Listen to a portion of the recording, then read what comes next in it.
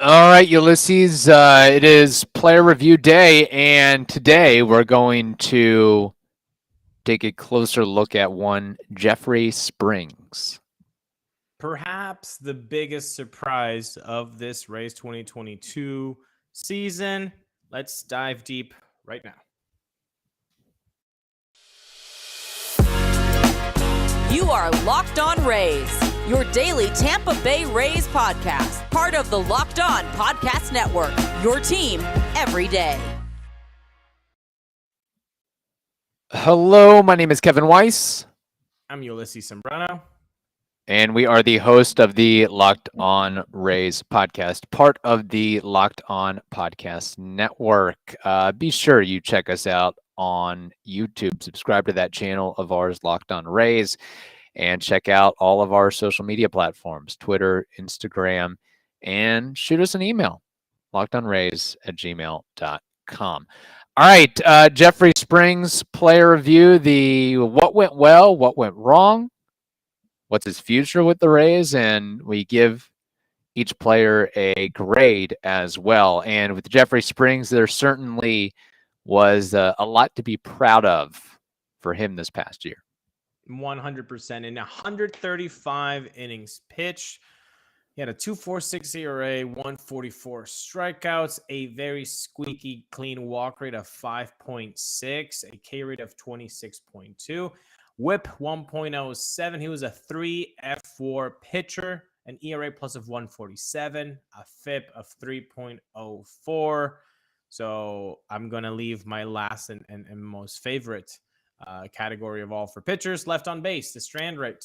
82.3%. I like that very much.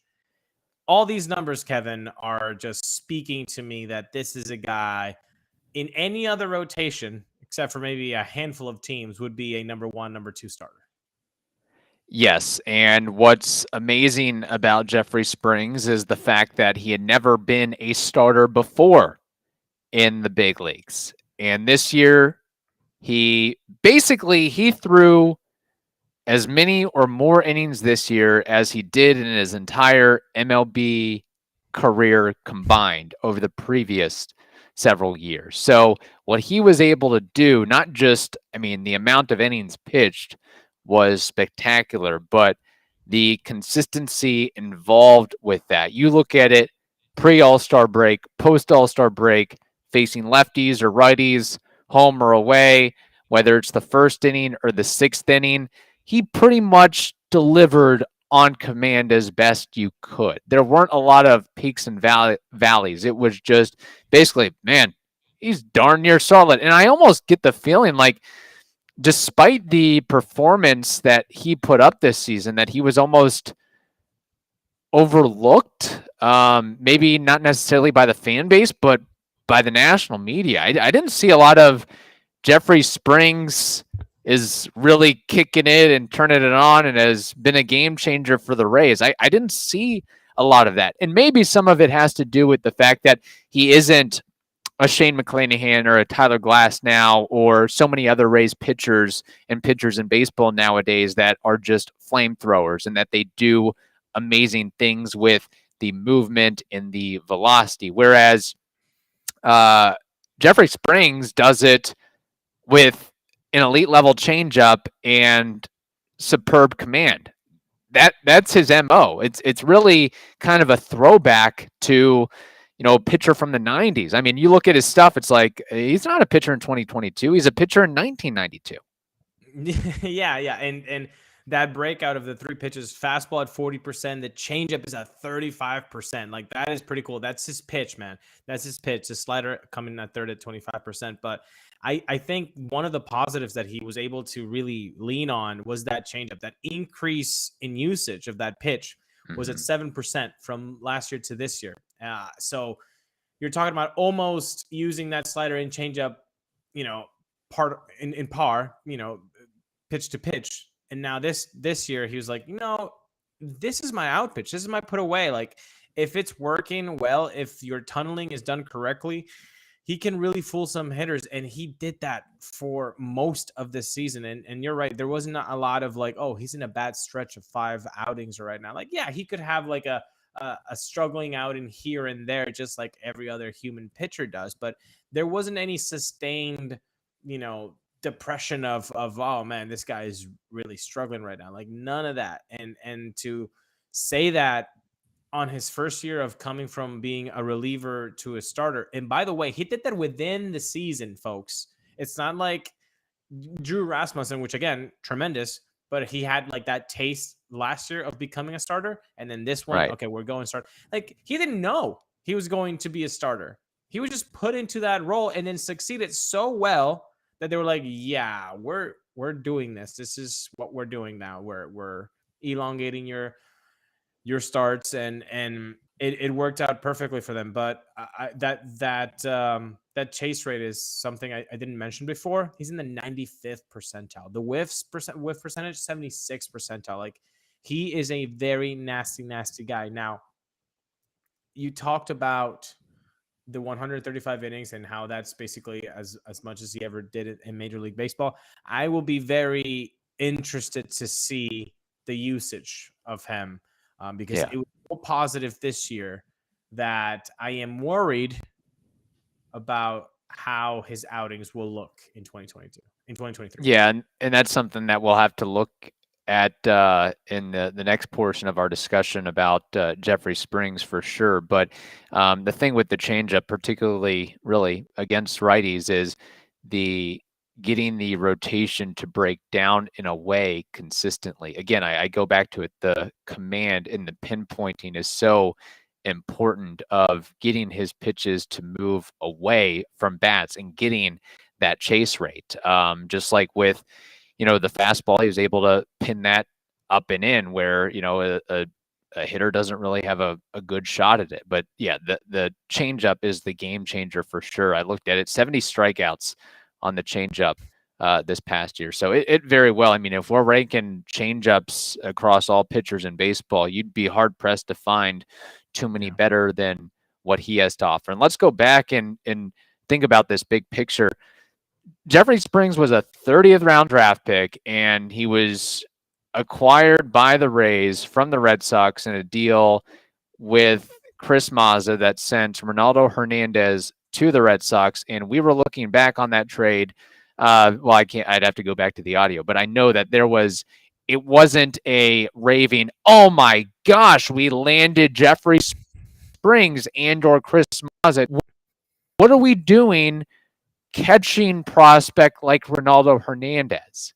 And think about just how things have changed in a relatively short amount of time. I don't even know if Jeffrey Springs would have expected himself to have a year like this, maybe as a reliever, but not necessarily as a starter, maybe throwing 70 innings, 75 innings, not 135 innings. And that's why his season cannot go unnoticed by Rays fans. I mean, this is a really difficult thing to do, to become a starter while being a reliever, basically since you were a professional. I cannot state that enough. Like what he did, that transition is huge. It's tremendous. And to be that successful, like I imagine a guy that just transitions like that into this role and gives you a 4.5 ERA, 133 innings, just like a 1.5 WAR guy. You'd be like, well, okay, that was nice. Like you would appreciate that work. This guy went beyond exceeding expectations for everybody. I don't think anybody in the front office or the coaching staff saw this coming whatsoever, but it worked. Yes. And that is so very cool. Good for him. And you know what? He's going to get paid. He's going to get paid because starters will make more than relievers. Relievers are a dime a dozen. We all know that. They're volatile, dime a dozen. So make yourself marketable, make yourself, have a stable career in numbers like this. And Jeffrey Springs is going to get paid, first arbitration, and then hopefully for him, a good paycheck in free agency. Yeah, and one last thing before we move on, I don't want to, I mentioned it, but don't want to gloss over it, is the pre-All-Star and post-All-Star number. So pre-All-Star, he had a 2.53 ERA and 64 innings pitched. Post-All-Star, he got even better and threw more innings, 71 and a third in a 2.4 ERA. So he got stronger and more effective as the year went on. Usually you would think that a guy that is going from a reliever to a starter at the snap of a finger would have a wall hitting moment in the second half to where, okay, pre All-Star break, it's a 2.5 ERA. Post All-Star break, it looks more like a 4. But that certainly wasn't the case with Jeffrey Springs. And maybe it was a combination of, not only making sure that he was prepared each and every start, but, having more confidence in his repertoire and being able to balance and mix his pitches. And I guess the more times you're throwing and utilizing your second and third pitch, it effectively becomes more effective for you as well. So Jeffrey Springs, a lot of good for the lefty. Now let's move on. I don't know if we have a whole lot of what went wrong for Jeffrey Springs, but something, Ulises, that you point out astutely is maybe not necessarily what he did wrong this year, but could there be some consequences from his workload this year that transition to next year or further years beyond this past year? Yeah, that's definitely one of the issues of going from that reliever to starter role is, okay, well, now after 135 innings, how is his body going to respond? How are his health going to be going forward? Hopefully, I mean, right now, Kevin, if I tell you that Jeffrey Springs is going to give you exactly the same season, 135 with a 147 ERA plus, 444 strikeouts, 246 ERA, I think every Rays fan would sign that right now. They would sign up for that right now. The issue that I'm getting a little bit more greedy is that I want a little bit more innings. I want a little bit more innings. In the 135, how can his body respond next year when hopefully he's touching 150, 155? Can it be 160? Like, because you already have a guy that is going to be watched upon heavily in the starting rotation. And if you want to know who that guy is, well, I guess you have to stay tuned for the rest of this week's player reviews episodes. But that's one of the negatives that I found from his 2022 season is how his body's going to respond. But another one, and this is again very nitpicky, even more nitpicky than Shane McClanahan's that I found. He might have a slight, and when I say slight, is a very slight issue against left-handers. Okay. When you look at the splits between lefties and righties, the home runs were almost in par. 5 home runs he allowed to lefties, 9 home runs to righties. Okay, but it wasn't in like double the innings pitch. It was 3 times as much. So the per home run per inning is a little bit skewed more towards lefties. And again, he's a lefty, so he's letting the home run kind of punish him against lefties, which is kind of odd.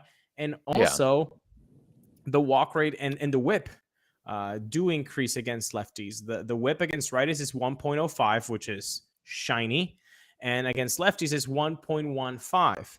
Again, still very, very good, still very respectable. But if you're trying to nitpick and find some negatives here, this split situation, especially because if it was against righties, I wouldn't even mention it as a negative because, oh, well, obviously he's a lefty and righties are going to see the ball better. Fine. But the righties, he's keeping the righties in check. What's going on with the lefties? Why is the pop going off a little bit more? Why are the walks a little bit higher? That would be my nitpick for Jeffrey Springs.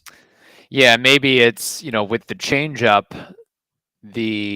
against righties is so effective. Maybe getting the slider closer to on par versus those left-handed batters, that might be a key for him going forward. Now, I agree with you on the workload and what that may have and signal for his future. One thing that maybe wants me to push back a little bit on that is the good thing working in Springs' favor compared to so many other pitchers nowadays is he's not a max effort guy. His delivery is consistent, repeatable, easygoing. It's not like he's going all out on every pitch, nor would you want him to do that as a starter. But it seems like it's very easy as to his mechanics seem very in check, and he's not forcing himself to, okay, I need to ramp this pitch up to 95 or 96 miles an hour. No, I get away with 92, 93. I can do that. I can be effective with that. So that's something that I think works in his favor. I guess the issue is just, hey, don't get any more lower leg or lower body injuries, because that is something that he dealt with this year of hitting the 15-day IL with lower leg tightness. And then we know what he did previously in a past season where he, I guess, went after I don't know if it was a bunt or a ground ball, and he rolled his ankle, and it was a big mess. But I guess it's better to have that than having some sort of elbow, arm, or shoulder issue if you're a pitcher. Do you have that in front of you? What kind of IL stint he had for this year? Was it a hamstring or was it something else? I just recall lower leg tightness. Lower leg tightness. I remember hamstring for Drew Rasmussen. Okay. I mean, conspiracy theory here. Let's put the aluminum foil tip cat on. Relievers being starters, not really something specific. Yeah, you have lower tightness. I get that hamstring because they want to protect the innings. They want to cut that out, be on the shelf for 15 days and miss a couple starts and do that. Maybe that's the way that they try to keep both of those guys fresh during the season. Right. That's very possible as well. All right. So looking at Jeffrey Springs and his future with the Rays, I would go out on a limb unless the Rays absolutely want to try to sell high, but something tells me they need the starting pitching, and that Jeffrey Springs will remain in a Rays uniform. He is arbitration eligible, and MLB trade rumors tabs him at roughly $3 million. So a nice bargain for the Rays, even if he doesn't totally repeat. I mean, the numbers that he put up this season, that's like a $18-20 million pitcher. So yeah, something tells me Jeffrey Springs is going to be in a Rays uniform this upcoming year. And $3 million a year. I mean, that's that's terrific. That's terrific. I mean, for these numbers, I don't know what would make us disappointed in Jeffrey Springs, because it would take a lot for Jeffrey Springs to go down, because I'm not counting on Jeffrey to do a 2022 next year. And I really implore listeners and people who are watching this and subscribing on YouTube, because you're all great and you're fantastic and you're helping us out reach other Rays fans that don't know about the show. I would stress to not put expectations on yourself for a player ever, but especially a guy that just did this amazing thing like Jeffrey Springs. Don't think he's going to be this guy next season. Like, there's going to be a regression. Like, how can there not be? That was a terrific season. We hope there isn't. We hope he just keeps getting better and better. But what are the odds that he is going to get better and better? I mean, Drew Rasmussen did it. I mean, Rasmussen had a terrific 2022 season after us seeing a 21 season. So it can happen, but I'm just urging folks to, don't think that this is an easy thing to replicate, because it's most definitely not. Yeah, and quite frankly, Jeffrey Springs had 2 great seasons in one. We think or thought that Jeffrey Springs was a reliever, so I would take, 65, 70 innings of that type of production and spread it out over 2 seasons. So he's more than made up his value as a player, as a pitcher for the Rays. Now, you mentioned not to, expect this to be a repeat episode in 2023. Let me posit this question before we give him a grade for 2022. Will he fire more innings than Tyler Glasnow this upcoming season? That's a very good question. I would hope so. I would hope that, first of all, Springs has a new career high innings pitched next year. I want to see that 135 and a third become a 150. I want to see that. I think if you see 150 from him, it'll be a really good year. I'm not expecting a 150 whatsoever from Tyler Glasnow. If Tyler Glasnow can give the Rays a 135, like Springs did this year, next year, I think we would all sign up for that right now, 100%. Will Jeffrey Springs have a lower ERA than Tyler Glasnow in 2023?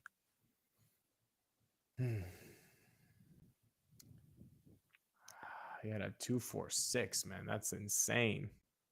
People are going to have more of the book on Springs than they did this year, 100%, especially within the division. They're going to see him. They're going to know him better. So there's going to be regression there. Tyler's stuff is just stupid nasty. It's video game nasty. I'm going to have to go with Glasnow being better than Springs on the ERA front. Especially when, with more of a balanced schedule, that teams that have never seen Tyler Glasnow, and even if you see Tyler Glasnow 10 times in a row, it's hard to try to time him up for a multitude of reasons. So, I wouldn't disagree with you on that necessarily. All right, it's time to give Jeffrey Springs a grade for 2022. Something tells me it's going to be a very high grade from both of us. Ulises, what do you got? 97. I didn't find that much to complain about Jeffrey Springs. I think we just want to give him a standing out because this guy just did a heck of a job. So 97 from me. I'll give him a little extra oomph. I'll give him a 98. I wouldn't even go a little bit higher, but I think, you can always leave room for a little tad bit of improvement. Maybe if he didn't go on the phantom IL or whatever we want to call it, if he got to 150 innings or something absolutely miraculous, then, maybe it would be a little bit of a higher grade, but absolutely, an A+ deserved for Jeffrey Springs. All right. Our next player review will be Harold Ramirez. So we'll get to that. Stay tuned for that. In the meantime, thank you for making the Locked On Rays podcast your very first listen every day. Now make your second listen the Locked On Sports Today podcast. That is also free and available on all platforms. Hope you all have a wonderful day. Stay safe, and we will talk to you tomorrow.